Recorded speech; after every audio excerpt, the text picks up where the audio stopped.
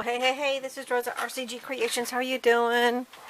Bringing to you a little bit different, but kind of the same thing. Now, this is my very first time making a Slimeline card.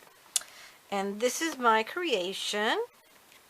It's supposed to have been a slider, but for some reason, and I think this is from my cutting plates on my Gemini.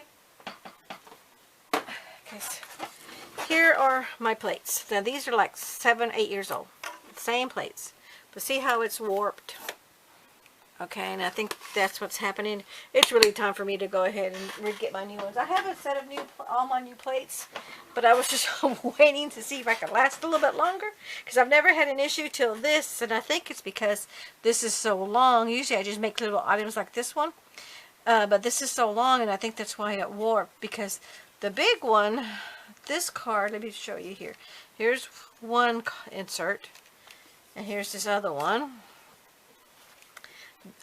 And see here, look, see how it's kind of warped, and I think it's because it's that. So I'm gonna get spray a little bit of water on it, then I'm gonna lay it on the table and put something heavy on top so it'll lay flat. So you could do that, but I didn't notice this until after I'd already adhered it, and I was like, uh-oh. And I see that, and it's like, look at that right there. Started to come apart from the bottom because I don't have enough adhesive on there. But anyway, this is my first one, so the video today is showing you how to make this. Okay, and so that's the card right there, and that's the inside message and that pretty script. And this is a regular Slimeline card. So what it is the card base is 7 by 8.5, and you score at 3.5, and you fold it in half, and you get this. This is your card base. And of course I will have all the instructions in the description box too, and a little flyer as an insert in part of the video. Okay, so that's your card base. And then I ended up getting these Coconut Crafts cutting dies. And as you can see, I put my measurements so that way for in the future I already know exactly how to cut it and what to do. And it comes with these 3 dies. So you've got the big long square one, which is what this one is made out of. Then you got the small one, which I just had it. Where did I put it? Oh, there it is. There's that one. And I wonder why it didn't emboss on both ends. Oh, you know what? Because if you want to just use this to emboss it, you can use this just for embossing. Just get your embossing plate and put it on there, and it'll emboss it, but it won't cut it out. Okay, that's what it is. Now this little center part, this will cut out. Okay, so be careful when you do that if you're going to just do embossing. And then this design, which is another big one, which is actually a little bit smaller because they all 3 fit inside each other. So if you want to do 3 overlays, 1, 2, and 3, you could do that. But I chose just to use these 2, because I wanted to stay in that theme. And of course I put them in my little plastic bags. And here's my directions on how to do it. So this way I always have it, and they're always right there next to each other. Saves me in the future of having to hunt for it all. Okay, so that is the main card base. So let's get to the card itself. Okay, and then I also wanted to show you, I did use my Cricut. I have the Cricut Expression, okay, and I use my cartridge called Going Places, and on page 26 is the little bicycle, and there's a bicycle. And then what I did is I used this Fun Stamper's Journey stamp, and there's the bicycle with the little flowers, and then there's the message. And I used that. I went ahead and made me a mask because I thought I was going to go ahead and stamp the whole thing. But when I found, I masked all this and got this ready for this because this is what I was going to stamp it. Then I was going to fussy cut it out. But when I found that this Cricut cartridge, because I have a bunch of Cricut cartridges. And I go, I'm sure I'll have a bicycle somewhere.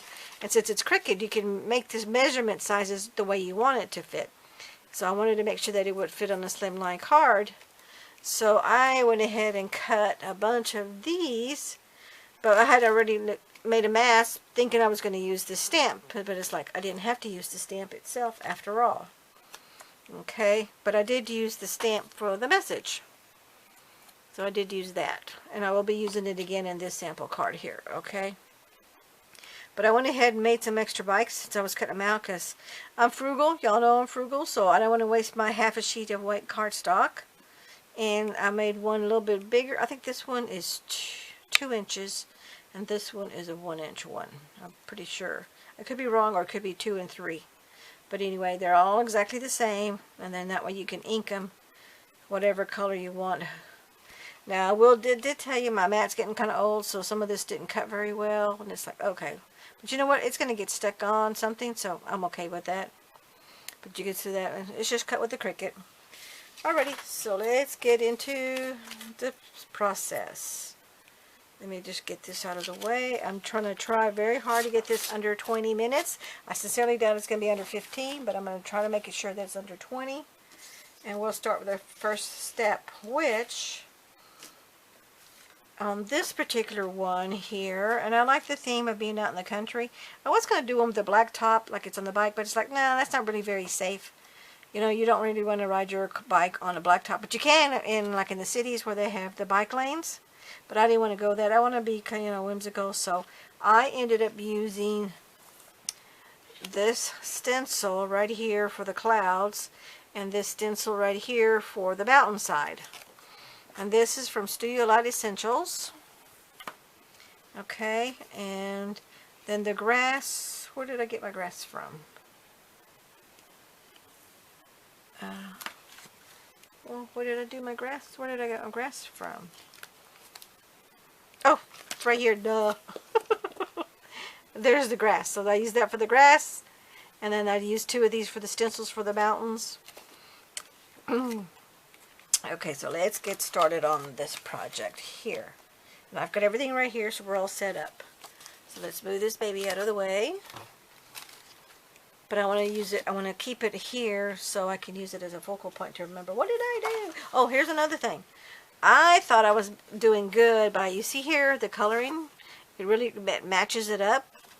But I did it really good on the sides there, but I forgot to do it on the top part. So make sure you go down below your sample here. So, because at the top, when you're looking at it from the top, you can see that little white where the mountains didn't, I didn't go far enough down on the mountains. Do you see that? I think you can see that. Okay. And stuff, but it's still fun and whimsical. Oh, and then I just inked it with some a white gel pen, and I got this new gel pen. I wanted to try it out. It's called Reminisce.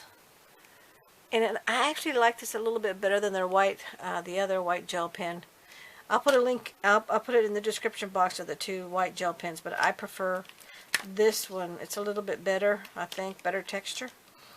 And then I inked the bike with my Spectrum Noir markers. Whoops, didn't close that one up. So I Spectrum Noir, and then I colored the flowers on the bike with a little basket with my Cali Art markers.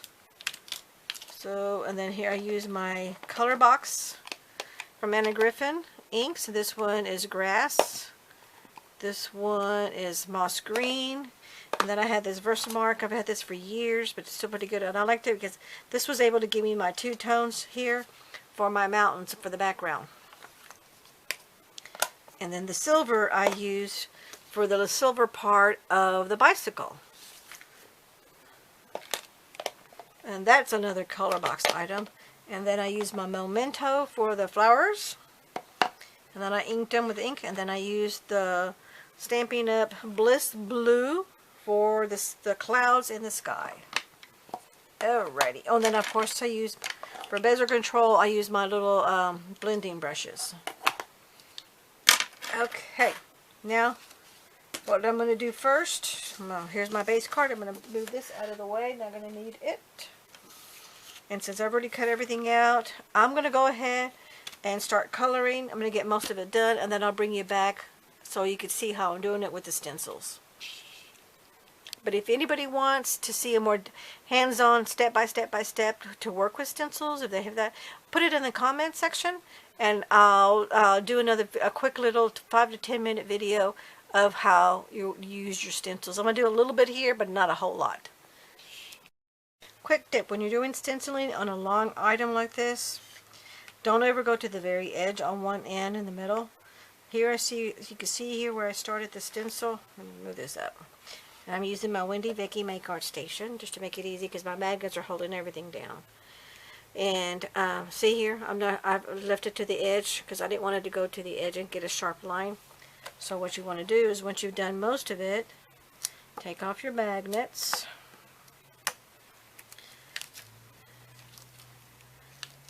I had some pixie spray on that, but I'm not going to use any more of that. And this is just plain old copy paper that I have here, so I don't get any ink past the front of the card. Okay, so here is the coloring that I did here. So now I'm going to move it over, and then here, and I definitely want it to be over on the edge over here. And because these are mountains, it's not that big of an issue. But be very careful where you line it up, because if you do it over, it's going to be inked over there. I'm not going to ink over here back. I'm only going to ink from here that way. So when you line up your stencil, see it's not enough over here. Get that out of the way. I need to move this over some more. And I'm just going to make it look like it's a natural mountain. Okay. And line it up so it's level here with this side. I'm going to have to be really careful not to go over too much from the natural slope of the mountain. But in real life, mountains have all kinds of shapes, so it really isn't that big of a deal. And I'm just going to eyeball it here. Okay, I'm going to put my magnets back on this one. And the magnets just hold everything in the spot, so it doesn't move around on you. And let me get my inking done. And this is what's nice when you're learning to ink. Learn to color all mountains, because you know the real mountains have a bunch of little splotches in the crevices and all that. So until you get really learn how to do your blending really well, practice on doing mountains. Mountains, all kinds of mountains. So I'm not going to go too far over, because I don't want it. I want it to have like a natural ridge there. Okay, and now I'm just going to finish it off, and I'll bring you back. Okay, I'm back to the... Okay, I'm back. I went ahead and colored it, and there's my coloring. And here is where this is going to sit. There's an area I got over here. It's going to level up. But what I wanted to show you is when you're getting ready to do the top layer for your spinner. Oh, what do you call these? I just have my little thing here. What do you call these? This is called slide on over lawn fawn. And these, there's an actual name for these, this type of die. I'll find it and I'll post it. Actually, I'll put it as a pop-up on the video itself. But anyway, because what I did wrong here is I did it too far low, so the penny doesn't have room to go in and slide really smoothly. I mean, it slides, but you're actually supposed to just go like this. You see how it moves? But it doesn't move all the way because it's buckled right there. That was one mistake. So what I did is I sprayed it on both sides, and then I heat dried it, and then I laid a heavy item on it. While I was doing all this coloring on this other card, on this card here, when I was doing all this coloring, I laid it down, and then I heat dried it down, and see how it's a lot more. It's not flat, but it will go. It will get flat. Okay, so let's get back over here to this. So what you want to do is go ahead, and I'm using this Cool Tack foam, and it's clear, and it comes in, this is the size that it came in, and here is what it looks like, and it comes in this little packaging. I have it all in here together, but there it is. They also come in the little bitty squares like regular double-sided foam, the little individual squares, but I like to get this kind for the long strips, for like my shaker cards, or for this is a spinner card. That's what I got the name, spinner card. Okay, so what you want to do is you want to lay it down, and because this is clear, I can go to the very, very edge, because you're not going to see that white of the double-sided foam. So that's another advantage of using the clear double-sided foam. And then what I did is I used my spinner die, which I already put away, and I just traced it where to cut. So now I'm just going to, and then I got my penny. Where's my penny? I just had my penny. Oh, there it is. And I'm making sure that none of the foam touches. Okay? So it's going to be able to slide pretty smoothly. Okay? So I'm going to go ahead and just cut it out with my X-Acto knife and my scissors, and I'll bring it back. Well, I'm back. Okay, here's the completed card. This is the one that I made the first time. And as you can tell, it's got some warping that I need to fix, and I'm going to be laying this down on some heavy books over it to make it lay flat. And then this is the one I just created. And here's my little clouds. And then that's the inside of the card, which is the same message as the other one. And then there is the little bicycle. Only in this one, I gave it some outline, because I'm going to tell you, cutting this stuff out right here, fussy cutting, was hard. And as you can see here, I did it, but you can see the difference, and it's like, nah, I just gave myself a white border. But I went ahead and did the little white highlights for the tires with my little white gel pen, and it's supposed to just slide on over. That's why it's called a little slider. But of course it's got a little stick. I always, when I first make my sliders, I always just play and play and play until it gets a lot smoother. And with time it does get smoother. And then, let's see if it'll work. It kind of slides, but it's still kind of stiff. So usually there's, just continue working with it, and it usually works a lot better. But it is, I will show you, I'm going to show you here. It is a really tight squeeze. What I've done is for all sliders, I always use the round double-sided foam, because I want to be able to smoothly go over there, and you really can't when you have corner ones or the square ones. Okay, and I always double, I'm going to show you here, I always double put 2 pieces of foam on top of each other, and I always put wet glue on the bottom surface, and then in between the two pieces of double-sided foam, and then on the top surface that's going to stick onto. Then I do like to color. I got some cardstock. I colored put it on top of the penny, so that way you couldn't see the penny, and you just see it's the same color as the mountains. But there is this is my take on the on the Slimeline card, and this is for a swap that was for a bicycle theme. And then that's my make, and there's the card. It can slide all the way over, and as you can see, it's not bubbled up like this one, but I'm going to hopefully get this one fixed. And I'm pretty sure just by laying some heavy books on it, it'll work, and it'll get itself fixed. And then there's my little clouds, my mountains, you know, and then my little grass, you know. And I thank you so much for watching. We'll catch you in the next video. Don't forget to hit like, comment, and share. And also, don't forget to post in the comments if you. I'll be more than happy to do some more step by step detailed. They're probably going to be about 45 minutes, step by step on making slider cards, because they're really fun. And once you know the basics, they're really fairly easy to get done. Thank you so much for watching. We'll catch you in the next video. Bye bye.